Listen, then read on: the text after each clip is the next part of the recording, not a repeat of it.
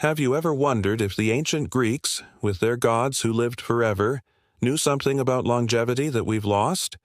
What if I told you there are whispers in ancient texts of a legendary golden tonic, a lost formula for eternal youth?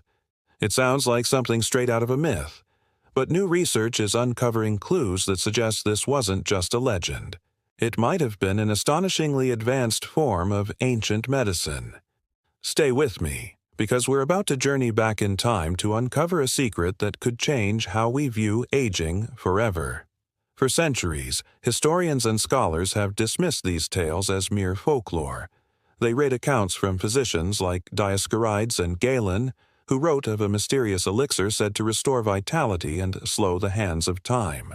These accounts were often fragmented, poetic, and wrapped in the mythological language of their era, making them easy to disregard as fanciful stories. But what if they were describing a real, tangible substance? What if the golden part of the golden tonic was literal? The breakthrough came from an unexpected field: nanotechnology. Modern scientists studying the properties of gold at a microscopic level discovered something incredible. When gold is broken down into nano-sized particles, its properties change dramatically. These tiny particles, invisible to the naked eye, can interact with our bodies at a cellular level. This discovery sent shockwaves through the historical community. Could the ancient Greeks have somehow created or discovered nano-gold? It seemed impossible. They didn't have electron microscopes or modern laboratories. Yet the textual evidence is tantalizing. Ancient alchemical texts, once dismissed as pseudoscience, describe complex processes of dissolving and purifying gold. They speak of creating a potable gold, a liquid solution that imparted health and longevity. One fragmented text describes a process of repeatedly heating and cooling gold in specific herbal solutions until it turned into a ruby-red liquid. Modern nanoscientists will tell you that a liquid solution containing gold nanoparticles is, in fact, often ruby red. The correlation is simply jaw-dropping. So, how could they have possibly done it? One leading theory suggests they used specific plants known for their ability to absorb and process minerals. Certain types of horsetail or even specific fungi can extract metallic ions from the soil. The theory goes that the Greeks cultivated these plants in gold-rich soil, and through a complex alchemical process of distillation and extraction, they concentrated these naturally occurring gold nanoparticles into a potent tonic. It wasn't magic. It was an incredibly advanced form of botanical chemistry, a lost art passed down through secret physician guilds. Think about it. These ancient physicians were master observers of nature. They understood herbal remedies and mineral properties in ways we are only just beginning to rediscover. They knew that gold, in its solid form, was inert and passed through the body unchanged. But they observed that in this special liquid form, it had a profound effect. They described patients regaining their youthful fire, their skin becoming smoother, and their minds sharper. They weren't just writing poetry. They were documenting clinical observations. Modern medicine is now racing to catch up with this ancient wisdom. Today, gold nanoparticles are at the cutting edge of medical research. They are being tested for their anti-inflammatory and antioxidant properties. Studies are exploring their potential to repair cellular damage, boost immune function, and even target and destroy harmful cells without damaging healthy tissue. Essentially, science is now proving what the ancient Greeks may have known 2,000 years ago, that microscopic gold holds incredible therapeutic potential. Imagine an ancient Greek physician carefully preparing this golden elixir. They wouldn't have understood the nanoscience behind it, but they would have seen the results. They would have seen their elderly patients move with more ease, their chronic pains subside, and a light return to their eyes. To them, it would have seemed like a gift from the gods, a true fountain of youth. They guarded this knowledge fiercely, passing it down from master to apprentice, likely encoding the formula in riddles and metaphors to protect it. But with the fall of the great classical civilizations and the loss of institutions like the Library of Alexandria, this knowledge was fractured and eventually lost. The secret of the golden tonic faded into myth, its true nature forgotten for millennia. What we are left with are echoes, fragmented recipes, and tantalizing clues scattered across dusty scrolls. We are like archaeological detectives, piecing together a puzzle that could unlock one of the greatest medical secrets of the ancient world. The quest for this lost formula isn't just about turning back the clock or chasing an impossible dream of immortality. It's about a fundamental shift in our understanding of health. The ancient Greeks believed in holistic wellness, balancing the mind, body, and spirit. This tonic was likely part of a broader regimen of diet, exercise, and mental clarity. It wasn't a magic pill, but a tool to help the body achieve its optimal state of balance and resilience, allowing it to age gracefully and powerfully. As researchers continue to decode these ancient texts and modern science explores the potential of nanomedicine, we are standing on the precipice of a new era. We are reconnecting with a profound wisdom that was lost to time. The story of the golden tonic is a powerful reminder that sometimes to move forward, we must first look back. The answers to a healthier, longer life might not lie in a futuristic lab, but hidden in plain sight, in the forgotten wisdom of our ancestors. What do you think? Could the ancient Greeks have truly possessed such an advanced remedy? The evidence is compelling, and the search is far from over. This is one of history's most fascinating mysteries, blending ancient alchemy with modern science. Thank you so much for joining me on this incredible journey. If you enjoyed this exploration into the past, please hit that like button, subscribe for more historical deep dives, and share your thoughts in the comments below. Until next time, stay curious. Imagine for a moment you're living thousands of years ago in the land of the pharaohs. The sun beats down, the desert winds whip sand into your eyes, and infections are a constant threat. Vision problems, even blindness, were a harsh reality. But what if I told you that the ancient Egyptians, with their pyramids and hieroglyphs, also possessed a medical secret that could potentially restore sight? It sounds like something out of a fantasy novel, but recent discoveries are revealing a fascinating truth hidden within ancient artifacts. This isn't just about history. It's about a medical mystery that connects the distant past to the cutting edge of modern science. So, how did we even begin to unravel this ancient secret? It all started not in a grand temple, but in the quiet, climate-controlled rooms of a museum. For years, Egyptologists and archaeologists have been studying the incredible array of items buried with the dead. Alongside jewelry, furniture, and food offerings, they often found small, beautifully crafted containers made of alabaster or clay. These were the ancient world's medicine jars. For a long time, we knew they held remedies, but we didn't know exactly what was inside. Most of the organic contents had long since decomposed, leaving only a dusty, chalky residue. It seemed like a dead end. But then, technology gave us a new way to see.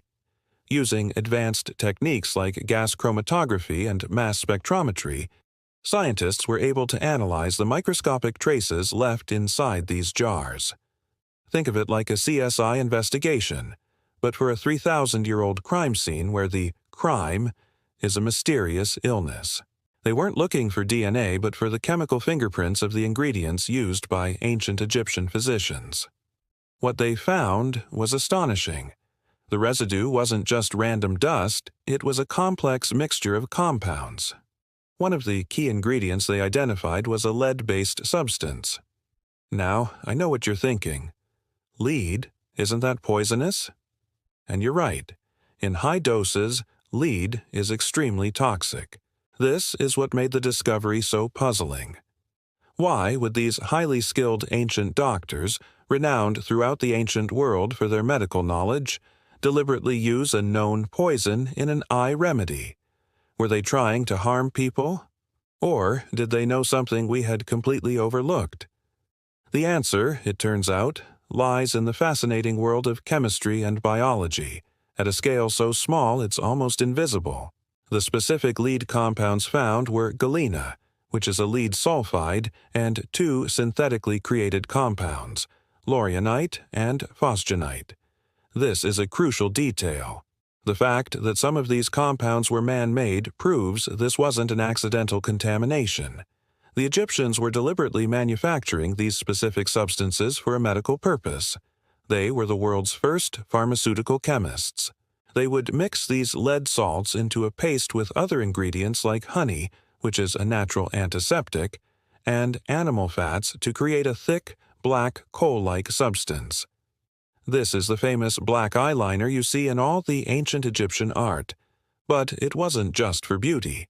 It was their first line of defense against the harsh desert environment. So, back to the big question. Why lead? Here's where the story takes a turn towards modern science. Researchers, intrigued by this ancient puzzle, decided to test the effects of these lead compounds, but in extremely low concentrations, similar to what would have been in the eye makeup. They applied these tiny doses to human skin cells in a lab. What happened next was the breakthrough.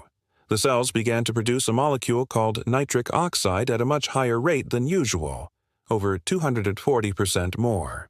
Why is nitric oxide so important? Well, in the world of our immune system, nitric oxide is like a superhero. It's one of the first things your body produces to fight off an infection. It acts as a signaling molecule that tells your immune cells, "Hey, we've got invaders here, time to get to work." It activates macrophages, the Pac-Man cells of our immune system that go around gobbling up bacteria and other pathogens. So, by applying this lead-based coal, the ancient Egyptians were essentially giving their immune systems a massive, preemptive boost. It was a form of preventative medicine. It helped their bodies fight off the bacteria that cause severe eye infections, like trachoma, which was rampant in the region and is still a leading cause of preventable blindness today.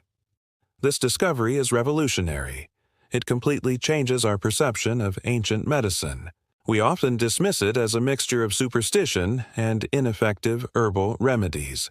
But this shows that the Egyptians were conducting sophisticated chemistry and had a deep, practical understanding of how certain substances interacted with the human body. They didn't know about nitric oxide or macrophages, of course. They couldn't see bacteria. But through generations of observation, trial, and error, they figured out that applying this specific black paste around their eyes helped prevent infections and preserve their sight. They knew that it worked, even if they didn't know precisely why it worked in the way we understand today. Think about the implications.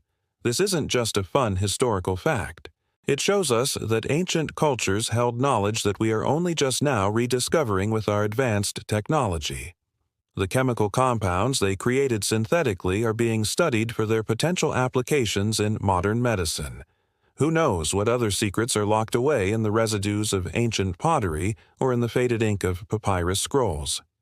This connection between the distant past and the future of healthcare is incredibly exciting. It reminds us that wisdom can be found in the most unexpected places, and that sometimes, to move forward, we have to look back. The story of the Egyptian eye drops is a powerful testament to human ingenuity. It's a tale of how ancient doctors, armed with keen observation and chemical skill, developed a treatment that was thousands of years ahead of its time. They didn't just mask the eyes for beauty, they medicated them for survival. They created a formula that stimulated the body's own defenses to fight off the very infections that could lead to blindness. So the next time you see an image of a pharaoh with that iconic black eyeliner, remember there's more to it than meets the eye. You're looking at the legacy of one of the world's first great medical innovations. Thank you so much for joining me on this journey back in time. If you found this as fascinating as I did, please hit that like button and subscribe to the channel for more stories that uncover the secrets of our past. Let me know in the comments what other ancient mysteries you'd like us to explore next. Until then, stay curious. Have you ever heard of a doctor who could diagnose your illness just by feeling your wrist? No stethoscope, no MRI, just their fingertips. It sounds like something out of a fantasy novel, right? But for centuries, Tibetan monk doctors did just that.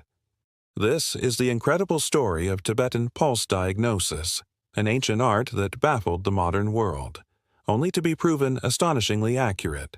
Deep in the Himalayas, practitioners of traditional Tibetan medicine, known as Sowa Rigpa, developed a diagnostic system of incredible complexity. They believed the body's entire story, its health, its sickness, its past, and its future, could be read through the subtle rhythms of the pulse. They weren't just checking your heart rate, they were listening for a symphony of information. Imagine a master healer placing 3 fingers on a patient's radial artery, right at the wrist. With their index finger, they'd feel the pulse related to the heart and small intestine. The middle finger would connect to the spleen and stomach, while the ring finger monitored the kidneys and reproductive organs. But that's just the beginning. These monk doctors were trained to identify over 20 distinct pulse qualities. They described them in vivid, poetic terms. A rolling pulse could indicate an excess of phlegm, like a pearl rolling on a plate. A wiry or taut pulse, like a tightly stretched guitar string, might suggest a liver imbalance. They could feel pulses that were hollow, slippery, flickering like a flame in the wind, or disintegrating like a sandcastle. Each nuance painted a picture of the patient's internal landscape, revealing imbalances in the body's fundamental energies, or nyepa.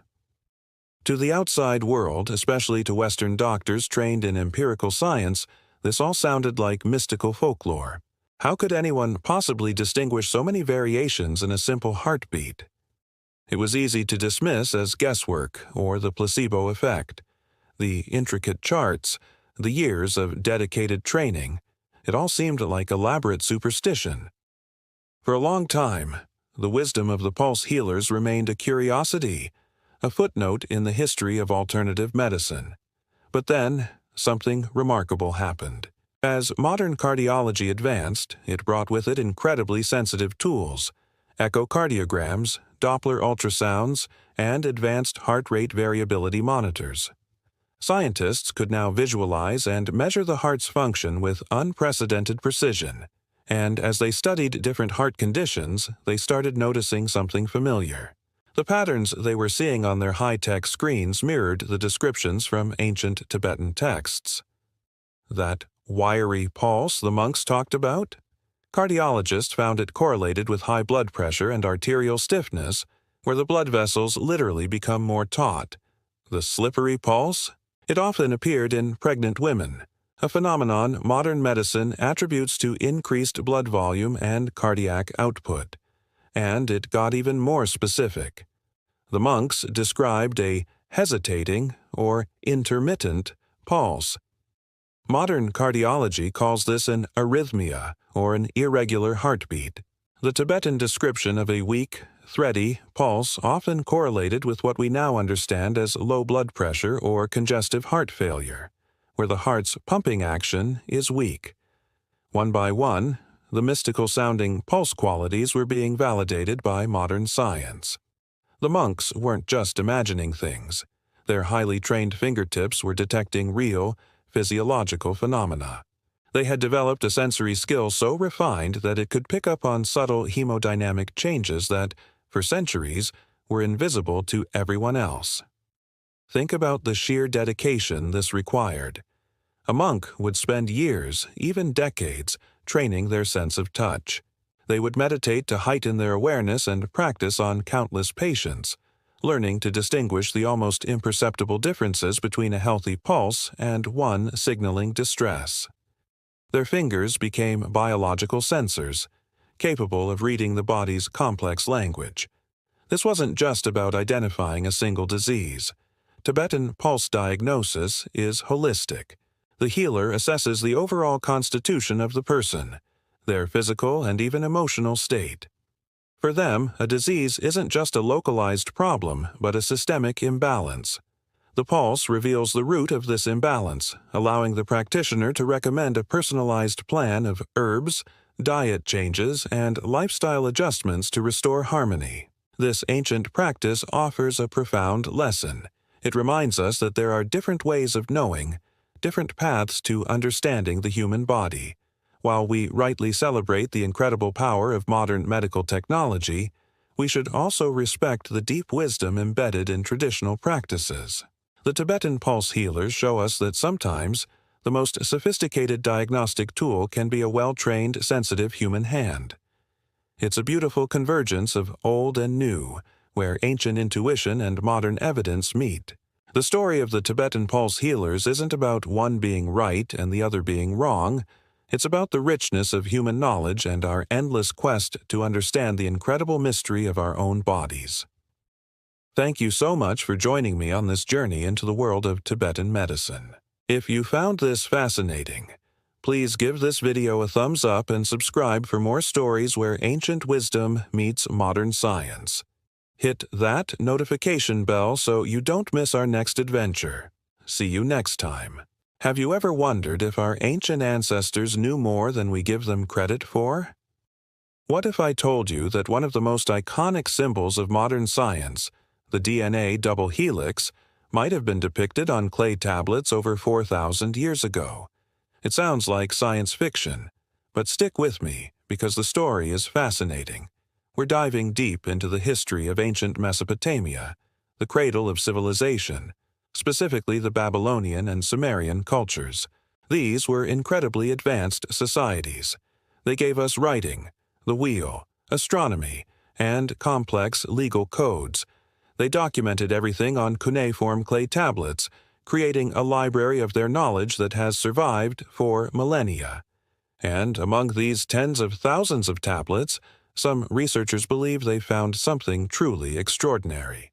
Let's talk about the symbol itself. When we think of DNA, we picture that elegant, twisting ladder discovered by Watson and Crick in 1953. It's the blueprint of life, a discovery that revolutionized biology and medicine. But what if this shape wasn't new? What if it was an ancient symbol, lost and rediscovered? The focus of this mystery is a specific symbol found in ancient Mesopotamian art and texts. Two intertwined serpents. This image appears on various artifacts, including cylinder seals and clay tablets. The most famous example is often associated with the Sumerian god Ningish-Zida, a deity linked to the underworld, but also to healing and medicine. His symbol, or caduceus, was two snakes winding around a central staff. Now, you might be thinking, wait a minute, isn't that the symbol of medicine today? And you're partially right. The modern symbol for medicine, especially in North America, is the caduceus of Hermes, which features two snakes and wings. However, the historically accurate symbol of medicine is the rod of Asclepius, which has only one snake and no wings. It's a common mix-up, but the fact that a two-snake symbol is connected to healing both in the ancient world and by association today is an interesting coincidence. Here's where it gets really intriguing. Some interpretations look at these intertwined snakes and see more than just a mythological symbol. They see a striking resemblance to the double helix structure of a DNA molecule. The two serpents mirror the two sugar-phosphate backbones, and the way they twist around a central axis is uncannily similar to how our genetic code is structured. Proponents of this theory, sometimes called the ancient astronaut theory, suggest this isn't a coincidence. They argue that this knowledge must have been given to the Sumerians by an advanced non-human intelligence, aliens, if you will. The idea is that these extraterrestrial visitors taught humanity the secrets of life itself, and the symbol of the intertwined snakes was a way to preserve that sacred knowledge.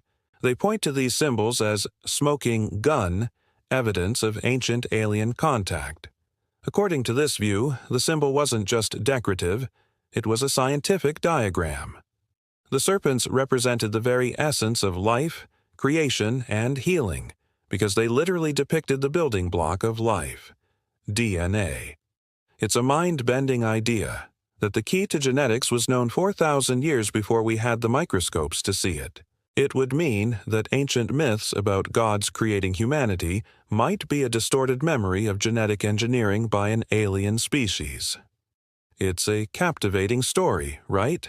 But as with all great mysteries, we have to look at it from all sides. Let's put on our historian and archaeologist hats and examine the mainstream academic perspective. Most scholars and historians offer a much more grounded explanation. They argue that the symbol of intertwined snakes is a powerful, naturally occurring archetype. Snakes have been potent symbols in nearly every culture throughout history. Why? Think about it. They shed their skin, so they represent rebirth, transformation, and eternal life. They can be deadly, but they are also associated with healing and medicine through their venom, which can be used to create antivenom. The dual nature of snakes, life and death, poison and cure, makes them perfect symbols for complex concepts. Two snakes intertwined could represent the balance of opposing forces, like good and evil, light and dark, or sickness and health. This concept of duality is a fundamental part of human thought and spirituality. Furthermore, the act of two snakes twisting together is something that can be observed in nature during mating rituals, often called a mating ball. Early humans would have seen this and could have easily incorporated this powerful natural image into their art and mythology without needing any knowledge of molecular biology. From this academic viewpoint, seeing a DNA helix in the symbol is a classic case of pareidolia. That's the psychological phenomenon where our brains find familiar patterns, like faces in clouds, or, in this case, scientific diagrams in ancient art. We are projecting our modern knowledge onto the past. We know what a double helix looks like, so when we see a similar shape, our brain makes the connection. A Babylonian from 2000 BC, however, would have seen something completely different, a representation of their gods, a story about creation, or a symbol of nature's power. So, where does that leave us? We have two compelling but conflicting interpretations. On one hand, the tantalizing possibility that ancient civilizations held profound scientific secrets passed down from an otherworldly source. It's a narrative that ignites our imagination and challenges our understanding of history. On the other hand, we have a more rational, evidence-based explanation rooted in symbolism, mythology, and the human tendency to find patterns. This view doesn't make the ancient Sumerians any less impressive. It highlights their deep connection to the natural world and their sophisticated ability to express complex philosophical ideas through powerful symbols. Ultimately, there is no definitive proof that the Babylonians knew about DNA. The tablets don't come with a handy cuneiform label saying, "This is a deoxyribonucleic acid molecule." The interpretation is left up to us. So, what do you think? Is this ancient symbol a coincidence? A product of universal archetypes that resonate through human history? Or is it a forgotten blueprint of life? A clue to a past far more advanced and mysterious than we can imagine? Is it simply art? Or is it evidence of ancient astronauts? The beauty of history is that it's full of these puzzles. They force us to question, to learn, and to wonder. The clay tablets of Mesopotamia remain a source of endless fascination, guarding their secrets in a language of symbols. Whether it's a story of gods, nature, or aliens, the tale of the intertwined serpents is a powerful reminder that the past is never truly dead. It's just waiting for us to ask the right questions. Thank you so much for joining me on this journey back in time. If you enjoyed this exploration into ancient mysteries, please hit that like button and subscribe to the channel for more deep dives into the fascinating corners of our world. Let me know your theories in the comments below. I'd love to hear what you think. See you next time. Have you ever broken a bone? You probably rushed to the emergency room, got an X-ray, and ended up in a plaster or fiberglass cast for a few weeks. It feels very modern, very scientific. But what if I told you that 2,000 years ago, in the misty green hills of Ireland, there were healers who could set a broken bone so perfectly you'd barely be able to tell it was ever fractured? Today, we're journeying back in time to uncover the incredible story of the Celtic bone healers. This isn't just a tale of folklore, it's a story written in the very bones of the people who lived and died in ancient Ireland. Archaeologists have made some truly astonishing discoveries. Skeletons dating back to the Iron Age, long before the arrival of modern medicine. And on these skeletons, they found something remarkable. Evidence of severe fractures, like a completely snapped femur that had been healed. And not just healed, but healed perfectly. The bones were aligned with such precision that the individuals would have regained full use of their limbs, walking and working without a limp. This was a level of medical skill that was, frankly, unthinkable for the time. For comparison, surgeons in the medieval period, hundreds of years later, often struggled with such injuries.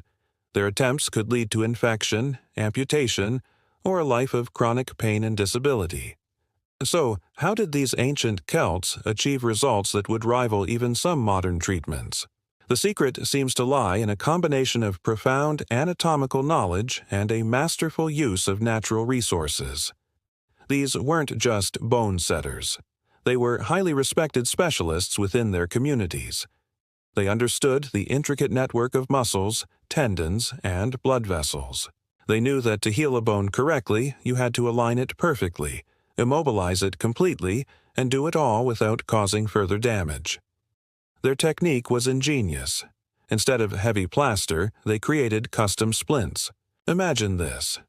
After carefully and expertly realigning the broken bone, a process that would have required immense skill and strength, the healer would prepare a special mixture. This wasn't just any old poultice. They used natural tree resins, likely from pine or birch trees, which were abundant in the ancient forests. These resins have incredible properties. When heated, they become pliable, like a thick, sticky putty. The healer would mold this warm resin directly onto the limb, creating a perfectly form-fitting cast. They would often embed this resin in a wrap of moss, which acted as a soft, breathable cushion against the skin, preventing sores and allowing for some airflow. Then, they'd wrap the entire structure with strips of leather or woven cloth, pulling it tight to create a rigid, secure support. As the resin cooled, it hardened into a strong, lightweight, and waterproof splint. It was, in essence, a natural fiberglass cast. This method was revolutionary. The splint was strong enough to hold the bone fragments in a vice-like grip, preventing any movement so the bone could knit back together in perfect alignment. It was light enough that the patient wouldn't be overly burdened, and because it was custom molded, it provided unparalleled support. But their expertise didn't stop at the splint. These healers were also master herbalists. Celtic traditions are rich with knowledge of plants and their medicinal properties. It's almost certain they used plants to manage the patient's ordeal. Think of pain-relieving herbs, like willow bark, which contains salicin, the natural compound that aspirin is derived from. They would have used anti-inflammatory plants like meadowsweet or yarrow to reduce swelling, which is crucial for proper healing. And they would have had plants to fight infection. Things like sphagnum moss, which they used for padding, is also highly absorbent and has antiseptic properties. They might have applied poultices of honey, another powerful natural antiseptic, to any open wounds associated with the fracture. They weren't just fixing a bone. They were managing the entire healing process for the patient. What's truly humbling is that this knowledge was passed down not through textbooks, but through oral tradition, from master to apprentice, over countless generations. A young healer would spend years, maybe even a lifetime, learning to read the body, to feel the subtle displacement of a bone through the skin, to know which plant to pick and how to prepare it. This was a sacred and respected art. These perfectly healed skeletons are a silent testament to their incredible skill. They challenge our modern assumptions about the Dark Ages and sue away the primitive medicine. The Celtic bone healers weren't primitive. They were innovators who had developed a sophisticated, effective, and holistic system of orthopedic care. They understood the body's mechanics and its ability to heal, and they used the pharmacy of the natural world to support that process. So, the next time you see a modern medical cast, Take a moment to remember its ancient ancestor, a clever splint of resin, moss, and leather applied by the skilled hands of a healer in ancient Ireland, proving that wisdom and ingenuity are truly timeless. Thank you so much for joining me on this journey into the past. If you found this as fascinating as I do, please hit that like button and consider subscribing for more stories from the forgotten corners of history. We'll see you in the next video. Have you ever wondered what it takes to live forever? The ancient Egyptians certainly did. For them, death wasn't an end, but a transition to an eternal afterlife. But to get there, your body had to be preserved in a very specific way. This is the story of mummification, a practice so sophisticated it still baffles scientists today. And at the heart of this sacred process lies a particularly gruesome, yet incredibly precise procedure: the removal of the brain. Imagine this. It's ancient Egypt, over 4,000 years ago. A powerful pharaoh has just passed away. His journey to the afterlife is about to begin, and the royal embalmers are called in. These weren't just simple undertakers. They were highly skilled artisans and priests, holding secrets passed down through generations. Their most challenging task? To remove the brain, an organ they considered completely useless for the afterlife, without leaving a single mark on the pharaoh's face. How on earth did they do it? The Egyptians believed the heart was the center of intelligence and emotion, the key to being judged in the afterlife. The brain, they thought it was just stuffing. It was called the marrow of the head, and its only purpose was to produce mucus, so it had to go. But you can't just cut open the skull of a pharaoh. The body had to remain intact, a perfect vessel for the soul's return. The solution was as ingenious as it was grisly. The chief embalmer would take a long, iron hook, something that looked like a macabre knitting needle. This tool was carefully inserted up through the deceased's nostril. With practiced, gentle movements, the embalmer would puncture the ethmoid bone, a very thin, fragile bone separating the nasal cavity from the brain. It's like picking a very, very delicate lock. One wrong move, one slip of the hand, and the pharaoh's face could be disfigured, a catastrophic failure for his eternal journey. The pressure on these embalmers must have been immense. Once through the bone, the real work began. The hook was swirled around inside the cranial cavity, much like a whisk in a bowl of eggs. The goal was to liquefy the brain tissue. Think about that for a second. Without any modern tools, without even a clear understanding of what they were dealing with, they were performing a form of transnasal surgery. They were literally scrambling the brain inside the skull. After the brain was sufficiently liquefied, the embalmers would turn the body onto its stomach, allowing the now soupy brain matter to drain out through the nose. It was a messy, slow process. They would often use long, spoon-like instruments to help scoop out any remaining bits and flush the cranial cavity with water and palm wine, which acted as a sterilizing agent. It is incredible to think that all of this was done through a tiny opening in the nose, leaving the face completely untouched and serene. So, how did they know how to do this? This is where the mystery deepens. We're talking about a time thousands of years before Leonardo da Vinci drew his first anatomical sketches. There were no textbooks, no MRI scans. Their knowledge was purely practical, built on centuries of trial and error. Each successful mummification added to a secret body of knowledge held exclusively by these guilds of embalmers. They were the original neurosurgeons in a way, operating with a completely different goal in mind. Evidence of this practice, called excerebration, is found in countless mummies. Archaeologists have examined skulls with CT scans and found the telltale signs: the punctured ethmoid bone and an empty cranial cavity. Sometimes they even find leftover tools, broken hooks that got stuck and were left inside the skull, a silent testament to the challenges of the job. In some cases, the embalmers would pour resin or linen strips into the empty skull, perhaps to help it maintain its shape. This process wasn't for everyone, though. Full mummification, including excerebration, was a luxury reserved for royalty and the super wealthy. It was an incredibly expensive and time-consuming process, taking up to 70 days to complete. For less important individuals, the methods were simpler and less thorough.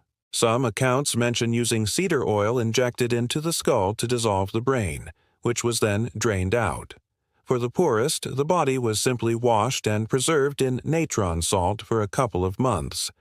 Your journey in the afterlife was directly tied to your status in life. The precision of these ancient embalmers raises so many questions. Did they understand the structure of the brain at all? While they discarded it, the act of removing it through such a specific and difficult path suggests a deep, practical understanding of cranial anatomy. They knew exactly where to puncture, how to avoid major arteries, and how to navigate the complex structures inside the head, all without being able to see what they were doing. This knowledge was almost entirely lost for millennia. When Greek and Roman historians like Herodotus described the process, their accounts were often dismissed as fantastical or exaggerated. It wasn't until modern science and archaeology could verify these techniques that the world truly appreciated the incredible skill of these ancient practitioners. They weren't just preserving bodies, they were masters of a hidden, sacred science.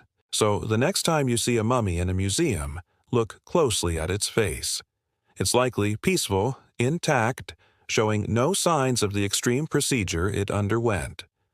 Remember the steady hand of the embalmer, the long iron hook, and the profound belief system that drove them to perfect this macabre art. They were the original brain extractors, guardians of a sacred passage, ensuring that their kings and queens could navigate the underworld and live forever. Their legacy isn't just in the preserved bodies they left behind, but in the enduring mystery and marvel of their methods. Thanks for joining me on this journey back in time. If you found this as fascinating as I did, don't forget to like this video, subscribe for more dives into the strange and wonderful corners of history, and hit that notification bell so you never miss an update. See you next time. Did you know that long before Alexander Fleming discovered penicillin, ancient civilizations might have already been using their own powerful antibiotics? Today, we're journeying back in time to the heart of the Aztec Empire to uncover the secrets of their incredible herbal medicine. Forget what you think you know about ancient remedies, because this story is going to blow your mind. Picture this: bustling markets in the magnificent city of Tenochtitlan, filled with skilled healers known as Tixitl. These weren't just people mixing herbs based on superstition. They were astute observers of nature, physicians who understood the human body in ways that still astonish researchers today. They had a vast pharmacopoeia, a library of plant-based remedies for everything from setting bones to treating complex illnesses. But the most incredible discovery might be their apparent knowledge of something we thought was a 20th century invention: antibiotics. So, what's the evidence? It comes from deep within ancient archaeological sites. Researchers excavating in Central America have unearthed clay jars that held more than just food or water. Analysis of the residue inside these vessels revealed something extraordinary: the remnants of fermented roots. But this wasn't just any fermentation. They found traces of compounds strikingly similar to penicillin, the very substance that revolutionized modern medicine. This suggests the Aztecs weren't just using plants. They were deliberately cultivating microorganisms to fight infections. Think about that for a second. They were harnessing the power of fungi and bacteria, the invisible world, to create potent medicines. It's a level of sophistication that challenges our entire perception of primitive medicine. They seemingly understood that certain molds, when grown on specific plant materials, produced substances that could combat bacterial infections. This wasn't an accident. It was ancient biotechnology. One of the key plants in their arsenal was likely the agave, the same plant that gives us tequila and agave nectar. But the Aztecs used it for so much more. The sap of the agave plant has known antiseptic properties. It's believed they would apply this sap to wounds. creating a protective barrier that not only sealed the injury, but also inhibited bacterial growth. Imagine a soldier in the Aztec army, wounded in battle. Instead of succumbing to infection, a disciple might treat him with a poultice of fermented roots and agave sap, a combination that could effectively sterilize the wound and promote healing. But how did they figure this out? It was likely a process of centuries of careful observation, trial, and error. The healers would have noticed that wounds treated with certain moldy preparations healed faster and with fewer complications. They would pass this sacred knowledge down through generations, refining their techniques and identifying the most potent plants and fermentation methods. This wasn't random folklore, it was empirical science, Aztec style. Let's dive deeper into some of the specific plants they used.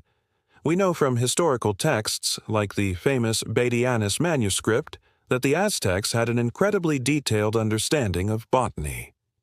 This manuscript, written by an Aztec physician in 1552, is a treasure trove of medical knowledge.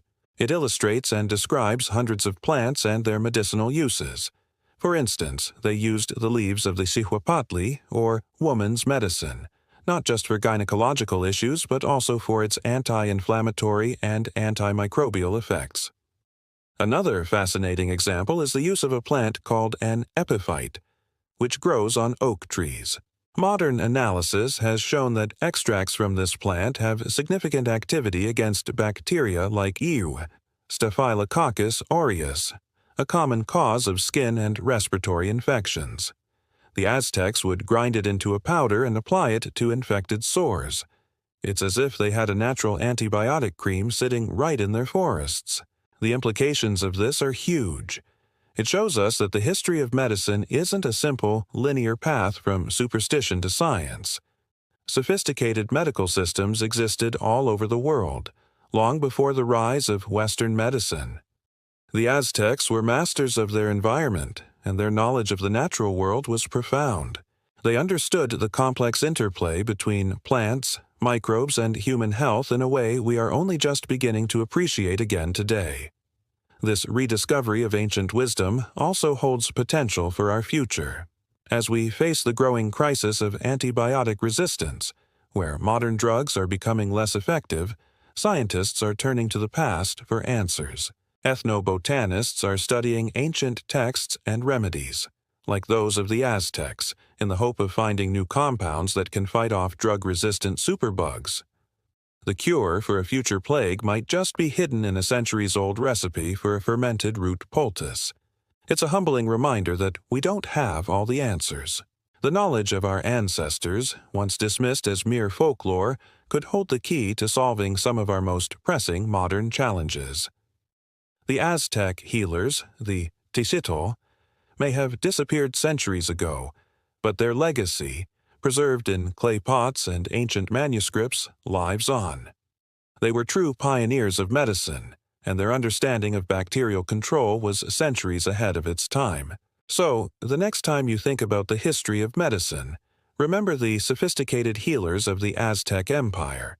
They weren't just mixing potions, they were practicing a form of microbiology, using the power of fermented roots and antibiotic plants to save lives. It's a powerful testament to human ingenuity and the deep wisdom that can be found when we listen to the secrets of the natural world. Thank you so much for joining me on this incredible journey back in time. What do you find most fascinating about Aztec medicine? Let me know in the comments below. And if you enjoyed this video and want to explore more hidden histories, don't forget to hit that like button and subscribe to the channel. We have so many more stories to uncover together. Until next time, stay curious. Have you ever wondered how ancient civilizations handled surgery without modern anesthesia? What if I told you that long before ether and chloroform, ancient Persia might have held the secret to painless procedures and deep, healing sleep? We're diving into the mystery of the legendary Persian sleep chambers. Imagine stepping into a room not filled with furniture, but with fragrant herbs and swirling aromatic mists. According to historical texts and tantalizing accounts, these weren't just luxurious spas. They were sophisticated medical facilities. These sleep chambers were designed for a fascinating purpose: to induce a state of deep unconsciousness, allowing physicians to perform surgeries that would otherwise be agonizing. So, how did they work? The concept was brilliantly simple, yet incredibly advanced. The rooms were meticulously constructed, often sealed to contain specific atmospheric conditions. Healers would then burn a carefully selected combination of herbs. We're talking about potent plants like henbane, mandrake root, and opium poppy, all known for their powerful sedative and pain-relieving properties. The smoke and vapors would fill the chamber, creating a dense aromatic gas. Patients would inhale this mixture, slowly drifting into a deep, trance-like sleep. This was, in essence, an early form of inhalation anesthesia. Think about the precision required. The healers had to be master herbalists, understanding the exact dosage needed to render a patient unconscious without causing harm. Too little, and the patient would feel everything. Too much, and it could be fatal. This wasn't guesswork. It was a science passed down through generations, a delicate balance of botany, chemistry, and medicine. These physician herbalists were the anesthesiologists of their time, using the pharmacy of nature to conquer pain. But the story doesn't end with anesthesia. Some accounts suggest these chambers had another, equally remarkable function. By altering the combination of herbs and introducing specific elements, it's believed they could create environments rich in oxygen. They would burn substances known to release oxygen, effectively creating an early form of oxygen therapy. Why would they do this? For patients with respiratory ailments, or for those recovering from illness or injury, an oxygen-rich environment could significantly speed up the healing process. It would improve lung function, boost the body's natural recovery mechanisms, and promote cellular repair. This dual-use capability made the sleep chambers a cornerstone of Persian healing arts, a place for both painless surgery and accelerated recovery. It shows a holistic understanding of health, where managing pain and supporting the body's healing journey went hand in hand. Let's put this into historical context. The ancient Persian Empire, particularly during the Achaemenid and Sasanian periods, was a cradle of scientific and medical innovation. Cities like Gundishapur housed famous academies and hospitals where knowledge from across the known world, from Greece, India, and beyond, was gathered, translated, and expanded upon. It was in this fertile intellectual ground that practices like the sleep chambers could be developed and refined. These weren't just folk remedies. They were part of an organized, sophisticated medical system.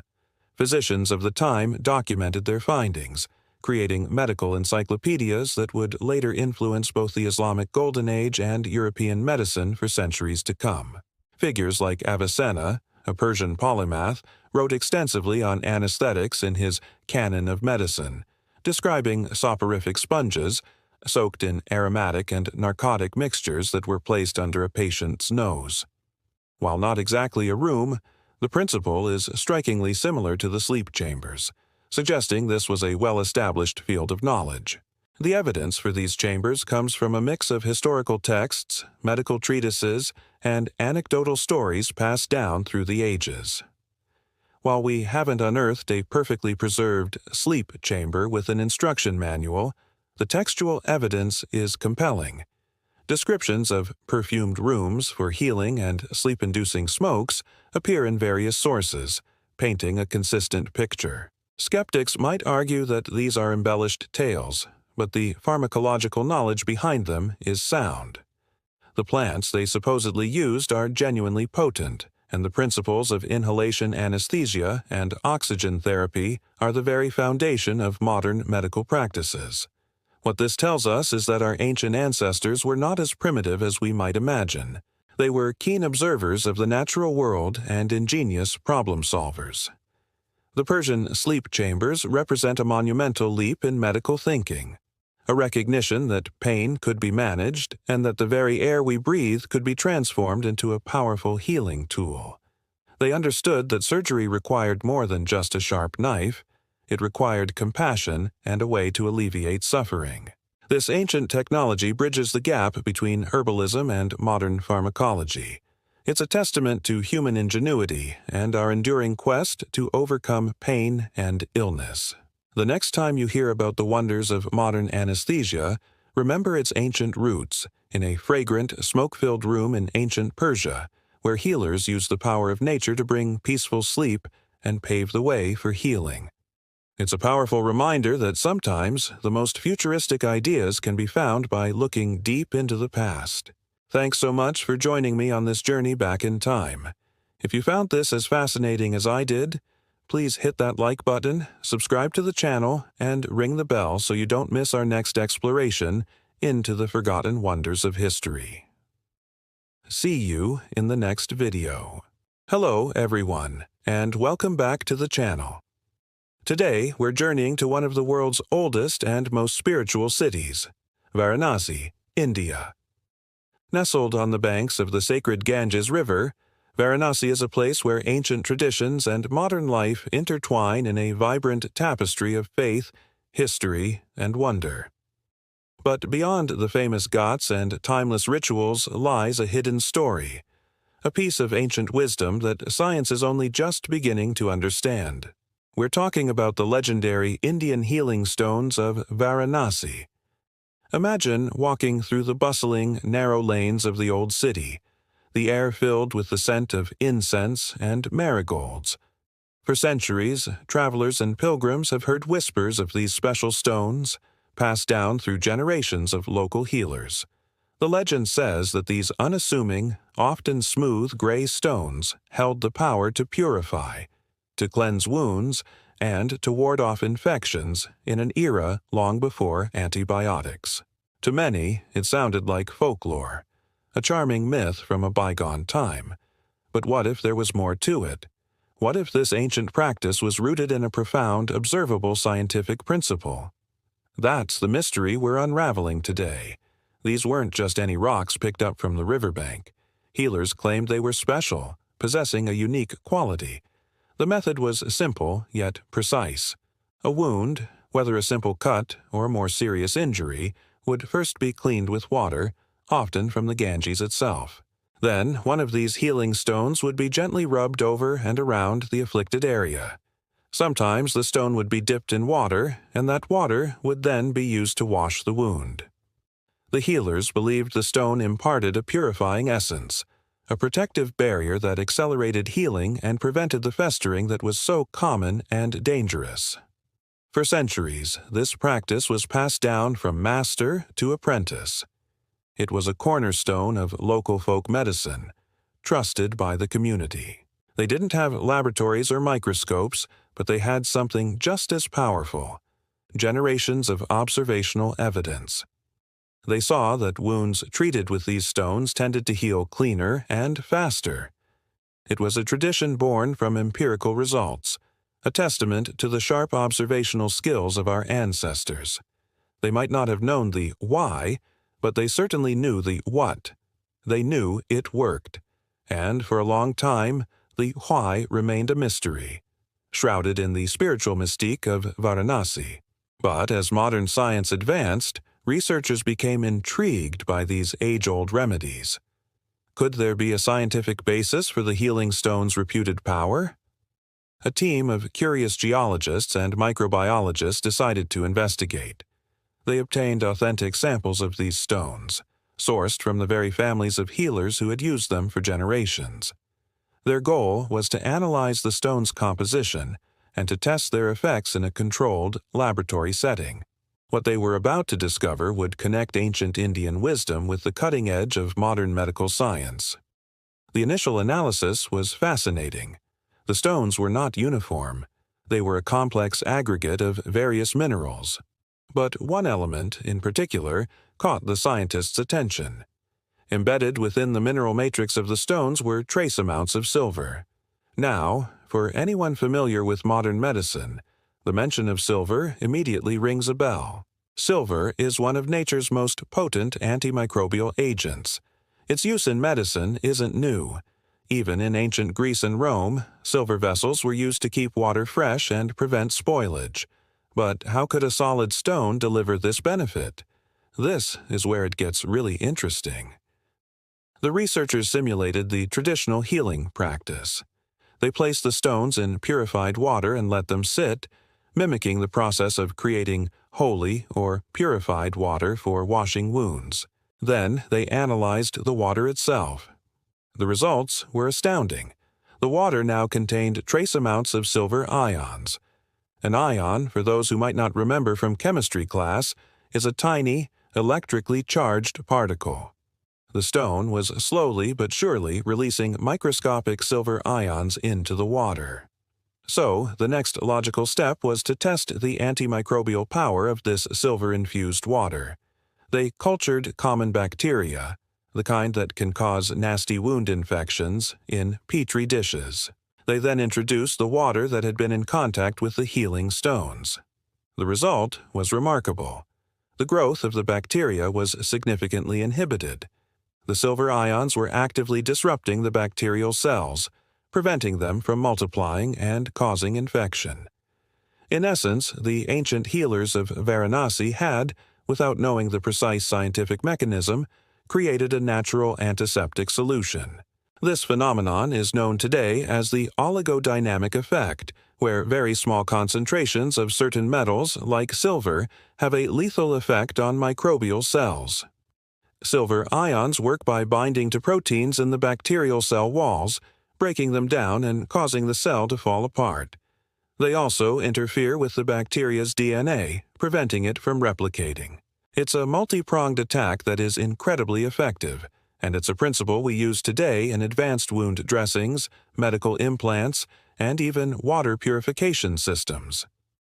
Think about the implications of this. The healers of Varanasi were, in effect, practicing a form of nanotechnology. They were using a natural material to release nanoscale particles, silver ions, to achieve a specific medical outcome. It's a stunning example of how ancient traditions, developed through centuries of trial and error, can contain profound scientific truths. It bridges the gap between what we might dismiss as mysticism and what we can prove with empirical data. The practice wasn't magic, it was chemistry.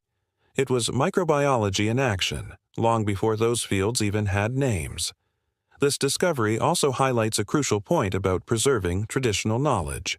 All over the world, there are indigenous and local practices that are being lost to time. These practices often hold valuable secrets about the natural world, secrets that were learned through a deep, multi-generational connection with the environment. The story of Varanasi's healing stones is a powerful reminder that we should approach this ancestral wisdom with respect and curiosity, not dismissal. There could be countless other miracles waiting to be understood through the lens of modern science. The stones themselves are a metaphor for this hidden knowledge. On the surface, they appear ordinary, simple. You could walk past one and not give it a second glance. But within its composition lies a complex and powerful secret. It reminds us that sometimes the most profound solutions are hidden in the simplest of places, and that nature, combined with human ingenuity, has often figured things out long before we did. So, the next time you hear a story or a piece of folklore that sounds a bit too fantastical, maybe pause for a moment. Consider the possibility that it might be a beautiful, metaphorical description of a real, observable phenomenon. The wisdom of our ancestors is a vast, untapped library, and we are only just beginning to learn how to read the language it's written in. The healing stones of Varanasi are not just a relic of the past. They are a bridge to understanding it, and a lesson for our future. Thank you so much for joining me on this incredible journey to the heart of ancient India. I hope you found this story as fascinating as I did. If you enjoyed this video, please give it a thumbs up, and don't forget to subscribe and hit that notification bell so you won't miss our next exploration into the world's hidden wonders. We'd love to hear your thoughts in the comments below. Until next time, stay curious. What if I told you that surgeons, nearly 2,000 years ago, were performing procedures so delicate they rival what we can do today? It sounds like science fiction, doesn't it? But deep beneath the volcanic ash of Pompeii, A discovery was made that completely rewrites what we thought we knew about ancient medicine. We're not talking about crude tools for setting bones or pulling teeth. We're talking about instruments of breathtaking precision. Archaeologists unearthed a collection of bronze surgical needles, and when they were cleaned and examined, the experts were stunned. These weren't just ordinary sewing needles. Some were so incredibly fine, so exquisitely crafted, that they match the standards of modern hypodermic needles. Think about that for a second. The same level of technology we rely on for injections and drawing blood existed in the Roman Empire. This wasn't a fluke. It was a testament to an unbelievable level of metallurgical and medical sophistication. So, what were these ultra-fine needles used for? The answer is even more mind-blowing. Based on their design and texts from physicians of the era, like the famous Galen, it's believed these needles were used for one of the most delicate tasks in surgery: suturing or stitching blood vessels. Yes, you heard that right. Roman surgeons were likely repairing veins and arteries. This procedure, known as vascular anastomosis, is considered a highly specialized skill even today, requiring microscopes and incredible dexterity. The Romans were attempting it with the naked eye. Imagine the scene: a surgeon in a Roman valetudinarium, or military hospital, working by oil lamplight. Their hands, steady and sure, guide a gossamer-thin bronze needle, threaded with perhaps a strand of silk or fine gut, to meticulously stitch the edges of a severed artery. The goal? To restore blood flow and save a limb, or even a life. This wasn't just battlefield triage, it was reconstructive surgery at a level we previously thought impossible for the ancient world. The discovery forces us to ask, how did they achieve this? Roman metalworkers were masters of their craft. They had developed techniques to create bronze alloys that were strong, flexible, and could be worked into impossibly thin shapes without breaking. The creation of these needles wasn't an accident.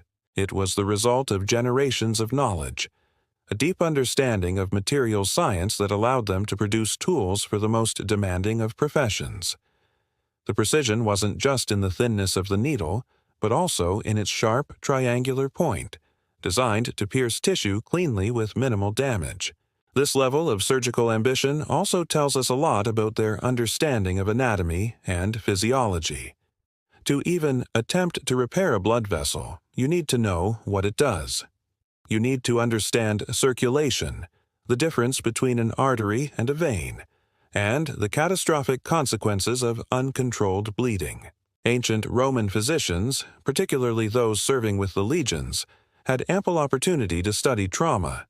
They weren't just guessing. They were applying anatomical knowledge learned through the grim realities of warfare.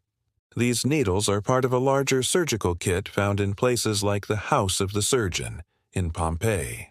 Alongside them were scalpels of various shapes and sizes, forceps for grasping tissue, probes for exploring wounds, and even specialized tools for brain and eye surgery.